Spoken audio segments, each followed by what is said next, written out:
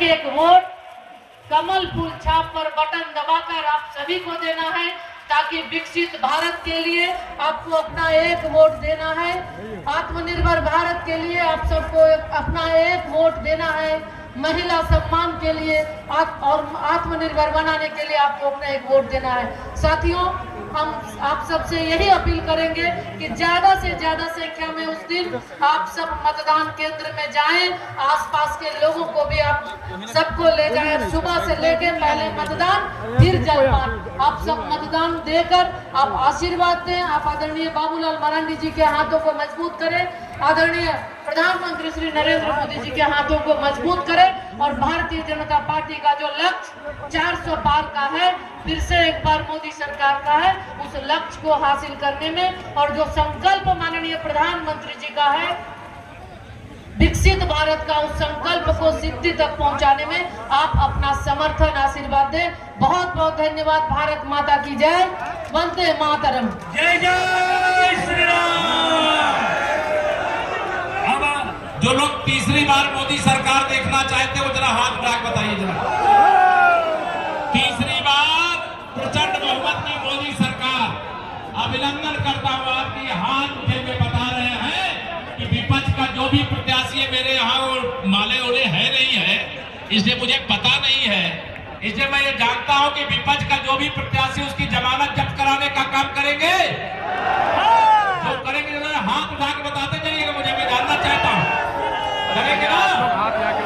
तीसरी बार मोदी सरकार का मतलब भ्रष्टाचार मुक्त भारत, भ्रष्टाचार मुक्त झारखंड की गारंटी।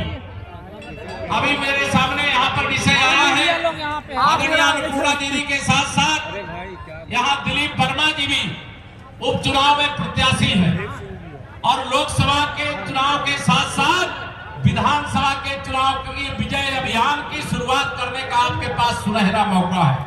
बताइए, दोनों सीटें जिताओगे? दोनों हाथ उठा के बताओ, जिताओगे?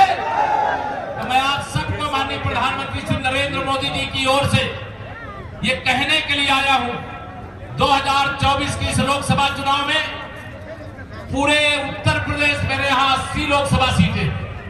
आपने कहा आप 12 पिछली बार जीते थे, हमारे यहाँ भी एक गठबंधन हो गया था पिछली बार। उस गठबंधन के बाद भी हम लोग 51% वोट के साथ 64 सांसद जिताने में सफल हुए थे।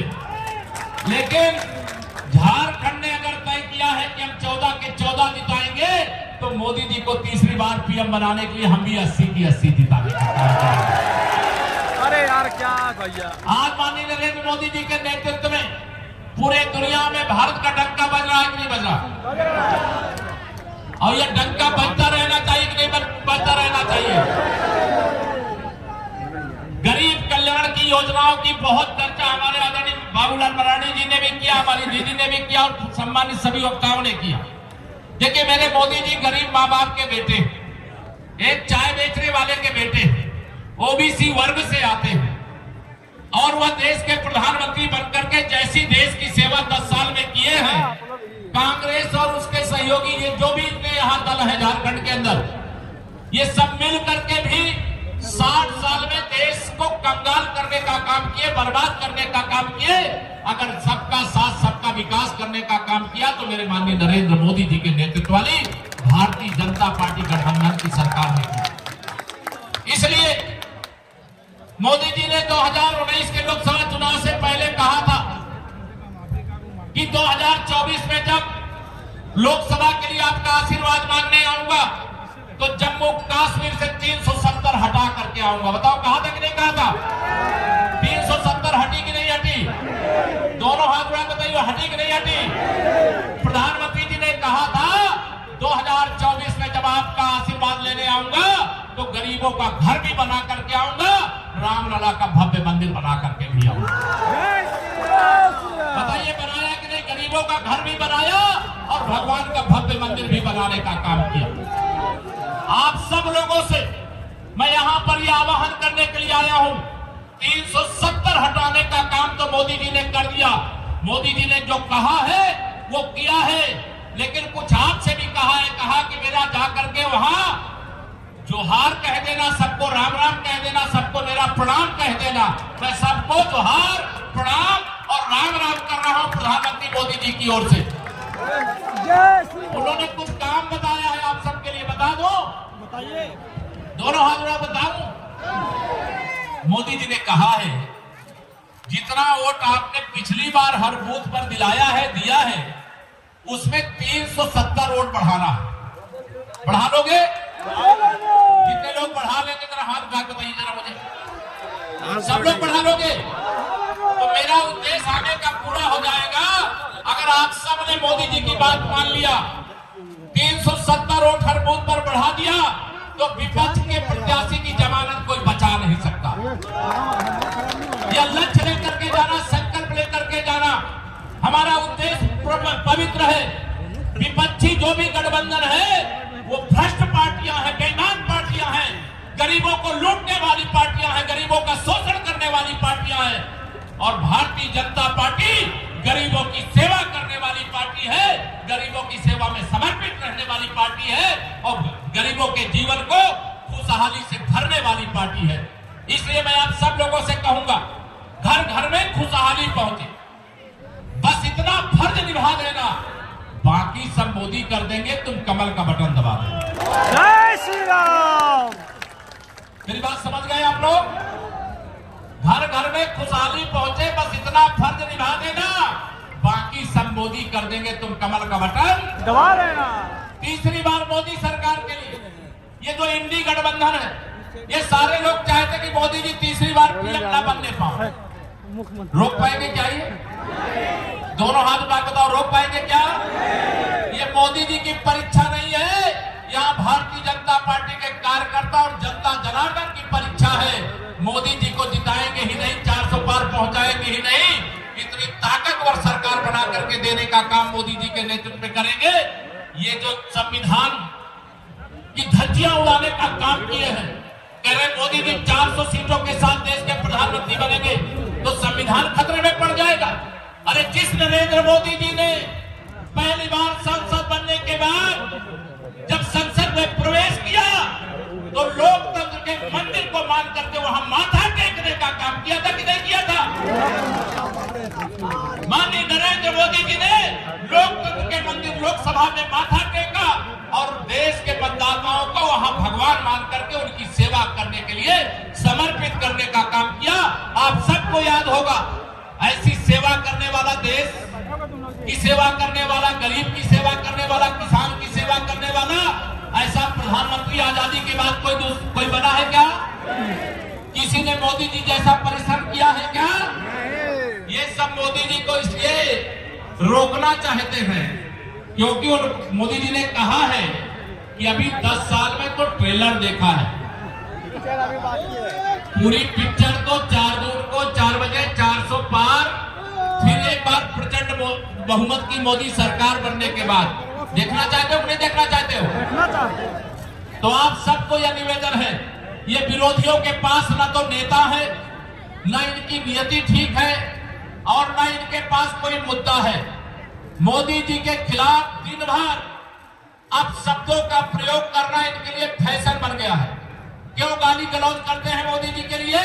क्योंकि वो एक गरीब माँ बाप के बेटे हैं, वो ओबीसी से आते हैं, वो चाय बेचने वाले के बेटे हैं, उन्होंने गरीबी को अपने निकट से देखा है। अरे जाके पैर न फटी बेवाई, वह क्या जाने पीर पर आई। अगर मोदी जी गरीबों का दर्द नहीं जानते होते तो गरीबों का दर्द दूर नहीं हुआ होता, जो अभी आदरणीय लोगों ने बताया। मैं दोहराना नहीं चाहता, मैं आप सब लोगों से यहाँ अपील करना चाहता हूँ, आपके एक एक वोट की कीमत है, महत्व है।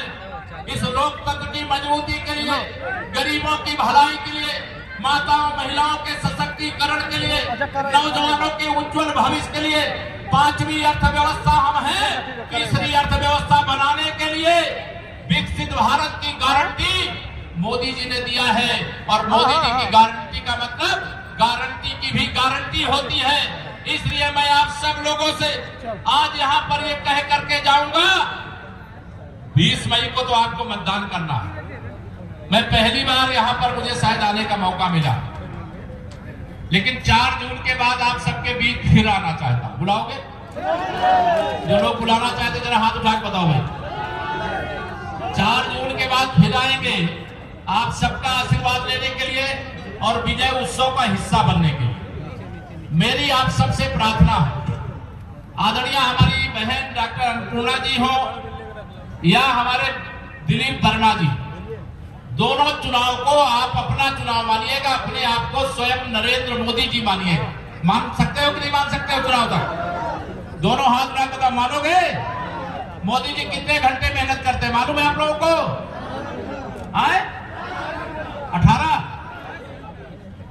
18 घंटे करते हैं। तो मोदी जी बनेंगे तो आपको 18 घंटे काम करना पड़ेगा।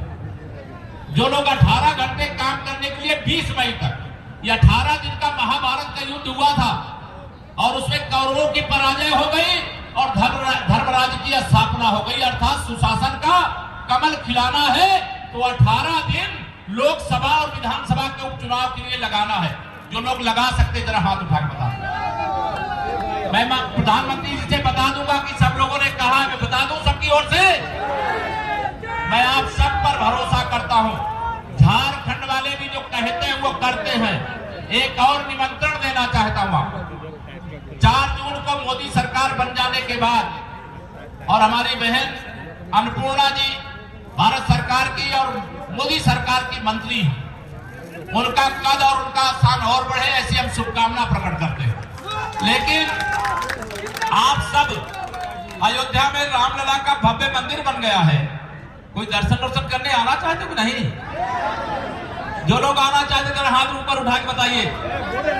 सब लोग आना चाहते हो। मैं सबको निमंत्रण भी दे रहा हूं, आमंत्रण भी दे रहा हूं और सबका अयोध्या धाम में स्वागत भी करूंगा। आपको ये भरोसा दिला करके जा रहा हूं। पहले आप आएंगे, पहले मुझे बुलाएंगे, मैं नहीं जानता हूं। लेकिन 2024 की इस ऐतिहासिक चुनाव में जिसके पीछे देश के इंडी गठबंधन के विरोधी दल ही नहीं पड़े मेरे मित्रों, इसमें भारत विरोधी वह तमाम ताकतें लगी हुई है जिनको ये मालूम है कि अगर मोदी जी के नेतृत्व में तीसरी बार सरकार बन गई तो दुनिया पूरी भारत के पीछे खड़ी होगी और मोदी जी की अगुवाई में भारत सबसे आगे खड़ा होगा। सर बोल दिए हमारे प्रदेश अध्यक्ष जी, लेकिन हम सिर्फ ये अपील के लिए कि लोकसभा के साथ साथ गांडे विधानसभा उपचुनाव भी है और उस गांडे विधानसभा उपचुनाव में भी हमारे प्रत्याशी सम्मानित दिलीप वर्मा जी हैं। हम आप सबसे आग्रह करते हैं कि 2-2 चुनाव आप सभी को गांडे विधानसभा के साथियों को देना है। दोनों ही चुनाव में यानी 2 वोट आप करेंगे, लोकसभा का पहले आप करेंगे फिर विधानसभा का, तो दोनों ही वोट में आपको भारतीय जनता पार्टी और कमल फूल छाप पर आपको बटन दबाना है और लोकसभा से आदरणीय प्रधानमंत्री जी को और विधानसभा में दिलीप वर्मा जी को आप वोट करेंगे तो हमारे माननीय प्रदेश अध्यक्ष जी के हाथों को मजबूती मिलेगी। इसलिए इसी अपील के साथ कि आप सब लोग गांडे विधानसभा के साथी 2-2 वोट करेंगे और दोनों ही भारतीय जनता पार्टी के पक्ष में कमल फूल छाप पर आपको वोट देना है और भाई दिलीप वर्मा जी को भी उपचुनाव में जिताना है और लोकसभा में हम आपको हमें आशीर्वाद देना है। बहुत धन्यवाद।